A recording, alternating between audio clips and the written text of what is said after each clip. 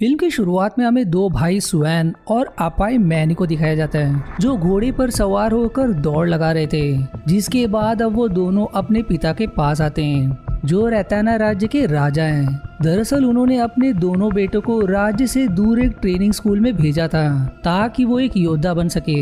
उनके पिता अब उन्हें एक पहाड़ पर लाकर अपना राज्य दिखाते हुए कहते हैं कि कल तुम्हारे लिए बहुत खास दिन है, इसलिए जाकर अपना अभ्यास करो। जिसके बाद सुआन जो लकड़ियों से लड़ने में माहिर था वो अपना अभ्यास कुछ लोगों पर करके उन्हें धाराशायी कर देता है। जिसके बाद उनके गुरु वहाँ आकर कहते हैं कि तुम अपनी कला में माहिर बन चुके हो। वहीं दूसरी तरफ अपाई मैनी बांसुरी बजा रहा होता है जो बांसुरी बजाने में माहिर था। जिसके बांसुरी की धुन से वहाँ पर शेर भी आ जाते हैं। जिसके बाद वहाँ उसके भी गुरु आकर कहते हैं कि तुम भी अपनी कला में अब माहिर हो चुके हो। इसके बाद अब वो दोनों महल आकर अपने पिता से मिलते हैं और उनके पिता उन पर बहुत चिल्लाते हैं कि मैंने तुम्हें योद्धा बनने भेजा था और तुम लकड़ी से लड़ना और बांसुरी बजाना सीख कर आए हो, इसलिए मैं तुम्हें यहाँ का राजा नहीं बना सकता।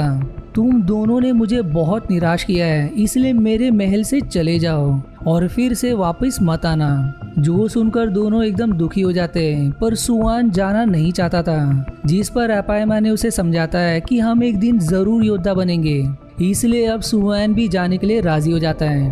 वहीं दूसरी तरफ कुछ लोग एक गांव पर धावा बोल देते हैं और सारे गांव वालों के सामने लूटकर कई लोगों को मार देते हैं। जिसके बाद वहां कुछ स्वामी आते हैं जो बचे हुए लोगों से माफी मांगते हुए कहते हैं कि हमें आने में देरी हो गई लेकिन हम उन्हें नहीं छोड़ेंगे।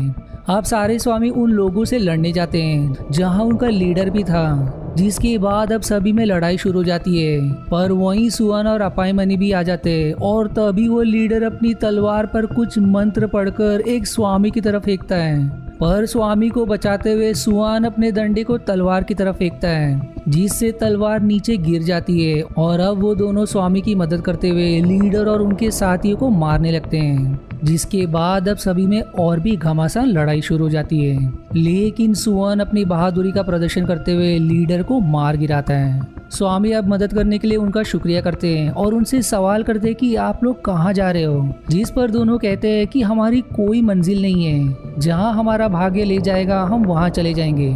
ये सुनकर स्वामी उन्हें उनके साथ आने को कहते हैं जिस पर वो मान भी जाते हैं। इसके बाद अब हम अगले सीन में हम एक फीमेल राक्षस को देखते हैं जो समुद्र के अंदर से एक मछली पकड़कर उसे कच्चा खा जाती है। वहीं दूसरी तरफ स्वामी सुआन और अपाई मैनी को अपना परिचय देते हैं कि मेरा नाम मोरा है और मैं मंत्र पढ़कर किसी भी चीजों को बदल सकता हूँ और ये मेरे दो साथी सीजोन और विंचाई हैं। दरअसल सीजोन भविष्य देख सकता है, वहीं विंचेन तीर चलाने में माहिर है। इसके बाद अब सुएन अपाई मैनी के बारे में बताते हुए कहता है कि मेरा भाई किसी भी तरह की बांसुरी बजा सकता है। जिस पर स्वामी उसे बांसुरी बजाने को कहते हैं और जब वो बांसुरी बजाना शुरू करता है तो सारे स्वामी और सुएन सो जाते हैं और अब उस बांसुरी की आवाज सुनकर वो राक्षस भी वहां आ जाती है। जिसे देख अपाई मैनी एकदम डर कर वहां से भागने लगता है लेकिन वो राक्षस उसे पकड़ लेती है। जिसके बाद ये सीन यहीं कट हो जाती है।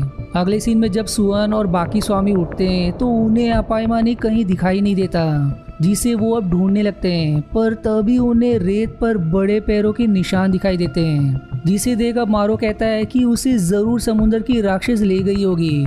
जिसके बाद अब हम उस राक्षस को देखते हैं जो एक गुफा की तरफ आती है लेकिन वो चलते चलते ही एक फीमेल का रूप बदलकर अपाई मैनी के पास आती है जो उसकी गुफा के अंदर ही था। आप देखते ही देखते अपाई मैनी को होश आ जाता है जहां फीमेल के भेस में वो उसे खाना देती है और फिर तभी उसकी आंख लाल होकर फिर से नॉर्मल भी हो जाती है। जिसे देख अपाई मैनी कहता है कि तुम समुद्र की राक्षस हो पर वो जवाब देती कि मैं तुम्हें नहीं मारूंगी यदि तुम ठीक से रहोगे तो। जिस पर अपाई मैनी कहता है कि तुम झूठ कह रही हो, बाद में तुम सच में मुझे कच्चा खा जाओगी।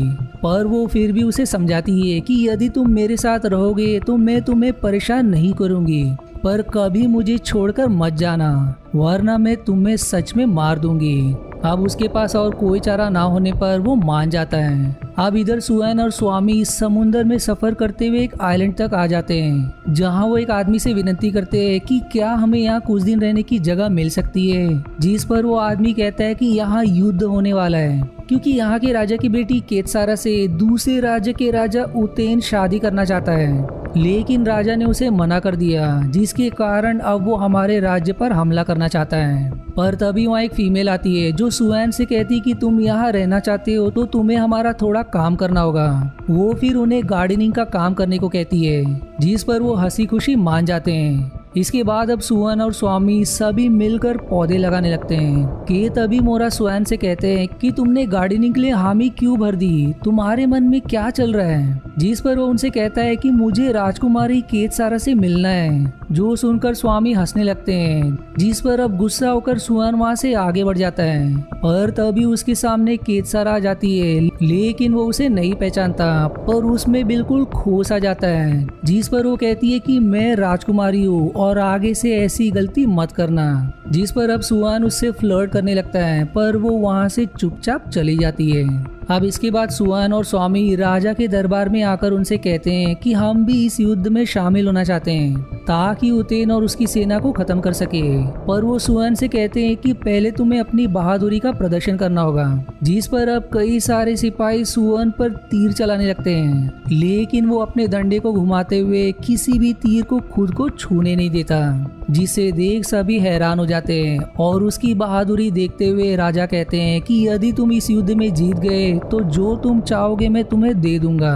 जिसके बाद अब सुअन, स्वामी और कुछ सिपाही उतेन की सेना से लड़ने आते हैं और अब दोनों तरफ से घमासान युद्ध शुरू हो जाता है। लेकिन अंत में सुअन और बाकी उतेन की सेना पर भारी पड़ने लगते हैं और सुअन अपने डंडे पर कुछ मंत्र पढ़ के उतेन की तरफ फेंकता है, जो उसकी आंख से होकर सिर के पीछे से बाहर आ जाता है, जिससे उसकी वहीं मृत्यु हो जाती है। अब सुअन और स्वामी सभी मिलकर उनकी आत्मा की शांति के लिए प्रार्थना करते हैं, जिसके बाद ये सीन यहीं समाप्त हो जाती है। अब अगले सीन में हमें 8 साल बाद का समय दिखाया जाता है, जहाँ बपाई मानी को राक्षस से एक बेटा सिंसामुत है, जो अचानक से उस गुफा के बाहर आ जाने का रास्ता ढूंढ लेता है। और अब वो दोनों गुफा के बाहर समुंदर के पास आ जाते हैं। पर तभी सिंसामुत को एक मेल मर्मेड दिखाई देता है, जिसे वो पकड़ लेता है। पर तभी वहाँ अपाय मानी भी आ जाता है और वहीं उस मर्मेड की पत्नी और बेटी भी थी, जो उसे उन्हें छोड़ देने की विनती करती है। अपाई मानी अब सिंसामुत से उसे छोड़ देने के लिए विनती करता है, जिस पर अब वो मर्मेड उसका शुक्रिया करते हुए कहता है कि मैं समुंदर में नहीं जा सकता। इसलिए अपाई मानी उसे उठाकर समुंदर में छोड़ देता है। वहीं दूसरी तरफ सुअन अकेले उदास खड़ा होता है कि तभी वहाँ केतसारा भी आ जाता है, जहाँ उन दोनों की अब शादी हो चुकी है। वो सुअन से उसकी उदासी का कारण पूछती है, जिस पर वो कहता है कि मैं अब तक अपाई मानी को ढूंढने में असफल रहा। पर वो उसे समझाते हुए कहती है कि हमें फिर से कोशिश करनी चाहिए। वहीं इधर अपाई मानी गुफा के बाहर सिंसामुत को ढूंढ रहा होता है कि तभी उसे उस मेल मर्मेड की बेटी दिखाई देती है, जिससे वो सवाल करता है कि क्या तुमने मेरे बेटे को देखा है। वो कहती कि वो समुंदर में तैरने गया है। जिसके बाद अपाई मानी उससे कहता है कि मैं 8 साल से यही हूँ, मैंने बाहर की दुनिया नहीं देखी। जिस पर अब वो अपनी लॉकेट से एक मोती देकर कहती है कि तुम इसे मुंह में रख लो, इससे तुम समुंदर में भी सांसें ले सकोगे। जिसके बाद अब वो और मर्मेड दोनों समुंदर की गहराइयों में आकर तैरने लगते हैं, जहाँ से मर्मेड उसे एक जगह ले जाती है जो क्रिस्टल जैसा चमक रहा था। वो उसे कहती कि यहाँ से दूर एक आइलैंड है जहाँ लोग रहते हैं। जिस पर अब अपाई मानी कहता है कि क्या तुम मुझे वहाँ ले जाओगी, मैं 8 सालों से उस राक्षस की कैद में हूँ। पर वो जवाब देती कि इसके लिए मुझे मेरे पिता से पूछना पड़ेगा। और अब वो दोनों फिर से उस गुफा के पास आ जाते हैं। इसके बाद अब अगले दिन मर्मेड अपने माता पिता के साथ आती है, जहाँ उसके पिता उससे कहते हैं कि हमें वहाँ जाने में 3 दिन लगेंगे, तब तक हमें उस राक्षस को दूर रखना होगा।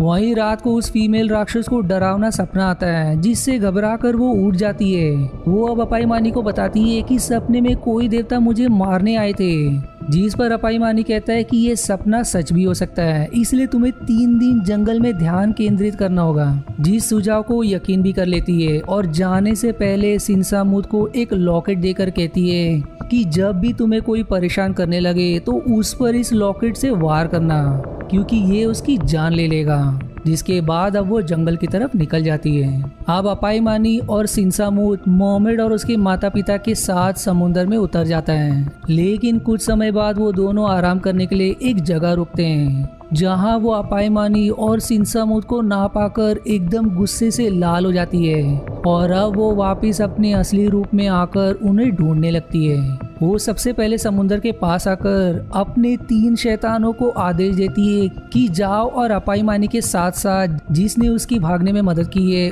उसे मार दो। जिसके बाद अब वो शैतान उनकी तरफ बढ़ने लगते हैं और जल्दी उन्हें ढूंढने के बाद उन पर टूट भी पड़ते हैं, जिससे सभी घायल हो जाते हैं। पर सिंसामुत अपनी लॉकेट की मदद से उन्हें मार देता है, जिसके बाद अब सभी वापस समुंदर में आ जाते हैं। लेकिन अब मर्मेड की माँ की हिम्मत जवाब देती है और उसके पास अब आगे बढ़ने के लिए शक्ति नहीं रहती, जिस पर अब उसके पिता मर्मेड से कहते हैं कि तुम अपायमानी को आइलैंड तक ले जाओ क्योंकि हम वापस जा रहे हैं। इसलिए अब वो तीनों ही आगे बढ़ने लगते हैं। पर तभी वो राक्षस उसके माता पिता को पकड़ लेती है। वहीं इनके आगे बढ़ते हुए वो भाग्य से आइलैंड के नजदीक पहुंच जाते हैं, जो वही आइलैंड था जहां सुओन और स्वामी हैं। और वहीं तभी सीजोन भविष्य देखकर सुओन से कहता है कि अपायमानी हमारे बहुत नजदीक है, वो कुछ ही समय में समुद्र के पास आने वाला है। इसलिए अब सभी तुरंत समुद्र के पास निकल पड़ते हैं। वहीं इस तरफ अपायमानी और बाकी उस आइलैंड तक आ जाते हैं। लेकिन तभी वो राक्षस भी आ जाती है और उसी पल सुएन और बाकी भी पहुंच जाते हैं। सुएन और स्वामी अपने हथियार पर मंत्र पढ़कर उस राक्षस की तरफ फेंकते हैं, लेकिन वो उनके वार का पलट जवाब देती है, जिससे वो सभी घायल हो जाते हैं। पर फिर तभी वहाँ एक गुरु प्रकट होते हैं जो राक्षस से कहते हैं कि तुम अब किसी की हत्या नहीं करोगे।